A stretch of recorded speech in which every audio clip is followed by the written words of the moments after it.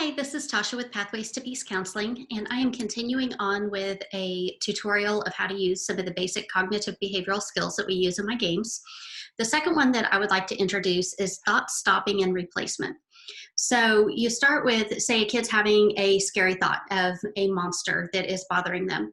We want to teach them how to stop the thought and redirect their thoughts to something different. So a classic way of doing this would be to picture a stop sign. So they start, let's say they have the thought of the monster, and then they're going to force themselves to think about a stop sign. And sometimes I describe it to kids that, their brain always does what it wants to unless if they override the system. Kind of like your lungs. Your lungs breathe all the time without you thinking about it, but you can tell yourself to slow down and take slow, deep breaths, but you have to make this conscious effort to do it. So it's the same way with our thoughts. They can stop and think of a stop sign. So they close their eyes and they imagine the 8 sides of the stop sign, the white letters. And then once they have the stop sign in their mind, it breaks up those other thoughts and then they can redirect their thoughts to something else. And so a lot of times I'll have them imagine like a fluffy bunny or a teddy bear or something that's just really calm and, you know, um, a pleasant thought that's going to make them feel at peace.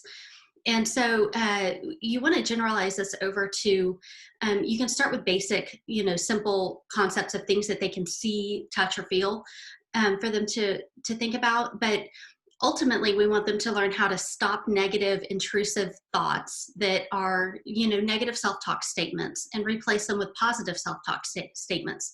So let's say they have a thought that pops in their mind that says, I'm ugly. First, they need to be aware of it. And so a lot of these games are bringing awareness to that self-talk and how it works. And then it gives them a chance to say, you know what, I'm not ugly. I'm not going to think that. Just because somebody said it to me once doesn't mean it's true. And then they're able to start rescripting. And so they're going to replace that negative thought that says I'm ugly, and they're going to say things about them that they like I have beautiful blue eyes, or I really like my hair. I like the way that I smile. There are different things about me that are really attractive. And so, no, I'm not ugly. And so they're going to argue against these intrusive thoughts.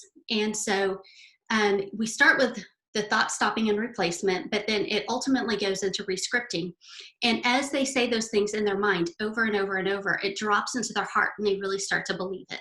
So that's the goal, is to get rid of these negative beliefs, because a thought is easy to replace, but a belief takes a lot of work to uproot and to change that thing. So anyway, this is how to do thought stopping and replacement with children. Thank you.